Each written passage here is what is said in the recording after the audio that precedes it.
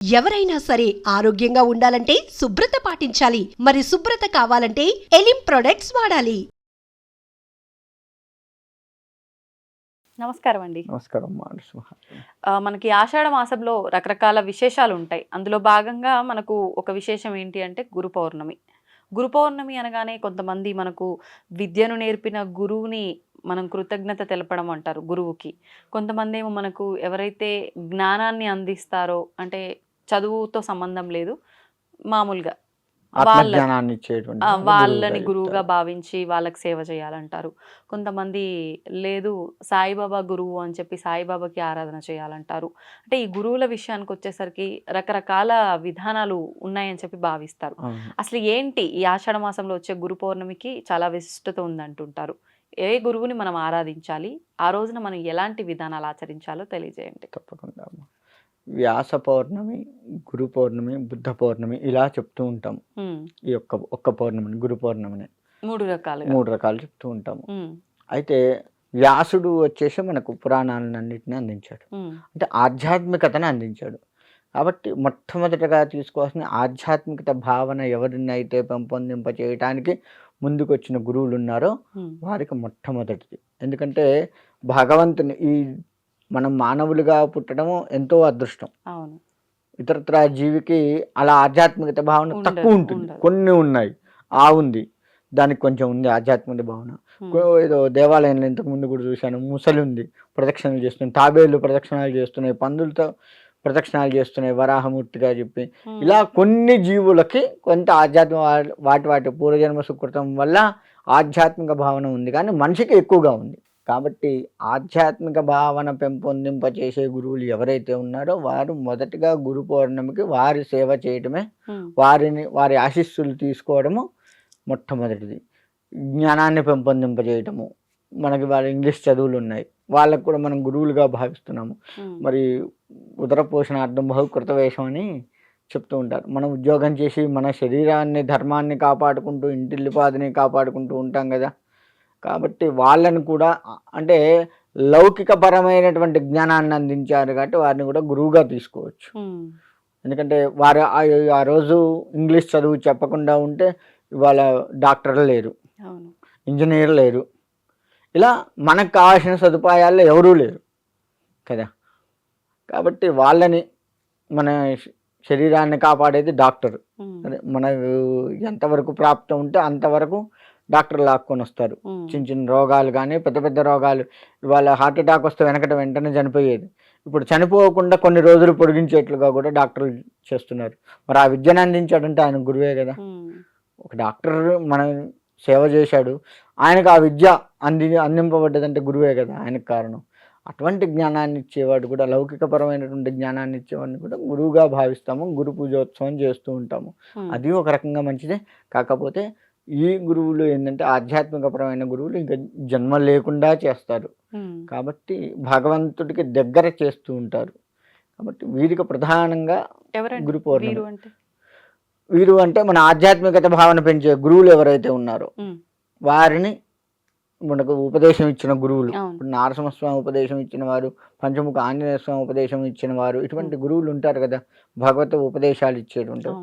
ఆ ఉపదేశం చేస్తూ ఆ యొక్క దీక్షగా ఆ దేవతను ఆరాధిస్తూ ఉండటానికి కారణమయ్యి, ఆ దేవత మనకు దగ్గరగా కారణమైనటువంటి వాడు గురువు ఉన్నాడు కదా ఉపదేశం ఇచ్చిన ఆయన యొక్క ఆశీర్వచనం తీసుకోవటమే గురు పౌర్ణమి యొక్క ప్రత్యేకత. అలా ఆధ్యాత్మిక భావనకు మొదటి స్థానం ఇవ్వబడ్డది గురువుకి. కాబట్టి ఆ విధంగా ఆధ్యాత్మిక భావన ఉన్నటువంటి వారినే మొదటి గురువుగా తీసుకుంటాము, లౌకిక పరంగా రెండవ గురువుగా తీసుకుంటాము.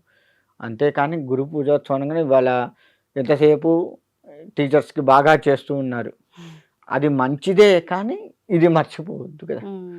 ఇది లేనిది అది లేదు. ఒక రకంగా చెప్పండి, జ్ఞానం అనేది భగవంతుడు ఇచ్చిన జ్ఞానం వల్లనే కదా ఆయన్ని గురువుగా కూడా స్వీకరించగలిగాం.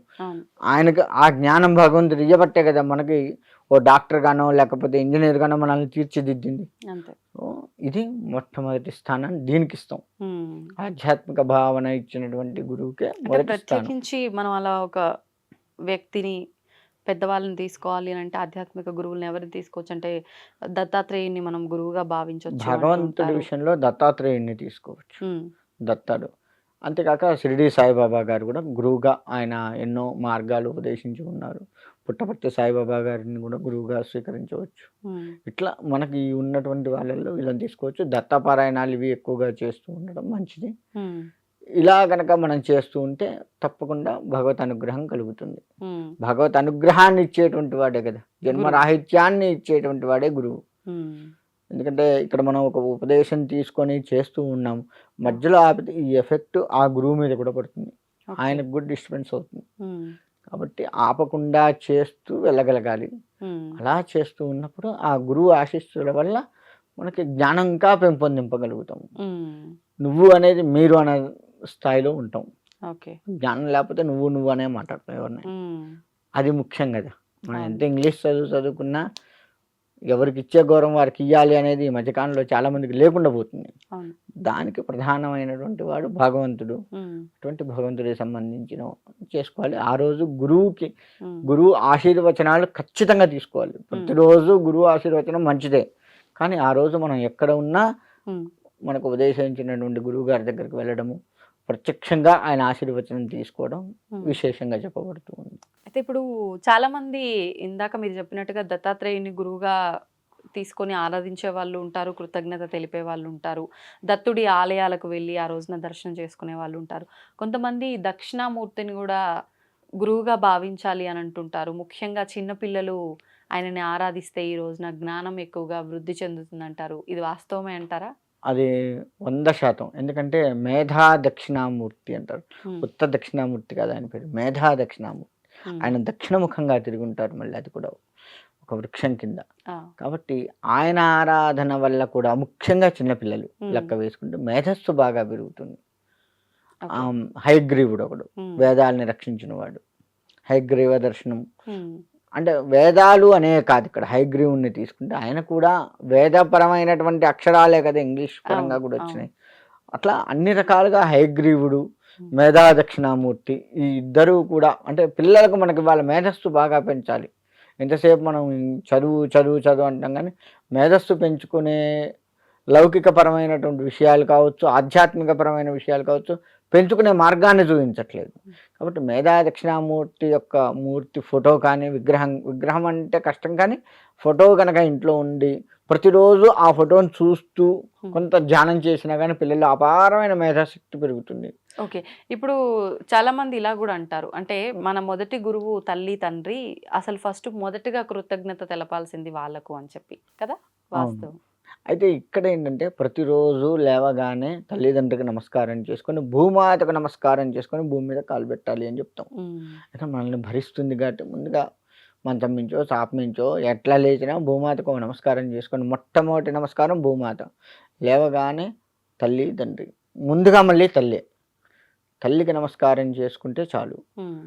ఆమె చిన్నప్పటి నుంచి జ్ఞానాన్ని, ఎందుకంటే తల్లి దగ్గర ఉన్నంత స్వతంత్రం కానీ తల్లి దగ్గర ఉన్నంత ఎక్కువ సమయం కానీ తండ్రి దగ్గర ఉండరు పిల్లలు.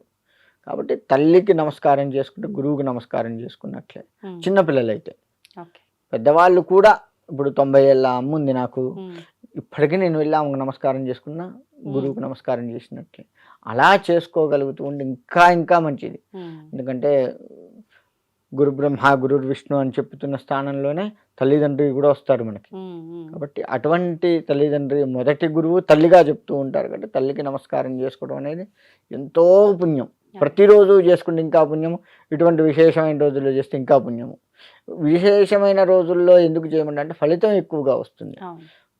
ఒక 100 ఫలితంకి 1000 ఫలితం వస్తుంది. ఫలితం అంటే శక్తి మనకు ఆ తల్లి ద్వారా ఎక్కువగా వస్తూ ఉంటుంది. ఫలితం అంటే ఫలితం అని కాదు, అక్కడ శక్తి, ఆ యొక్క తల్లి అనుగ్రహం, భగవత్ అనుగ్రహం ఎక్కువగా వస్తే విశేషమైన రోజులు కొన్ని మనకు చెప్పంటే అందులో ఇది ఒకటిగా చెప్తూ ఉంటాం. కాబట్టి అలా తల్లిదండ్రులకు నమస్కారం చేసిన తర్వాతే మిగతా గురువులకు చేయాలి అని కూడా శాస్త్రం చెప్తూ ఉంది. ఇంకా చెప్పాలి అంటే డైరెక్ట్ గురువు కాదు, ముందు తల్లిదండ్రులకు చేసి ఆ తర్వాత గురువుల దగ్గరికి వెళ్ళి నమస్కారం చేసుకోవాలి. వీళ్ళ పర్మిషన్ తీసుకొని గురువుల దగ్గరికి వెళ్ళాలి. అది కూడా తల్లిదండ్రులు, అమ్మని ఇట్లా నాకు ఇలా ఉపదేశం ఇచ్చారు కదా, ఆయన దర్శించుకొని వస్తాను నాన్న వెళ్తాను అని చెప్పి. ఎందుకంటే సన్యాసులు కూడా తల్లిదండ్రుల పర్మిషన్ లేకుండా సన్యాసం తీసుకునేది లేదు కదా.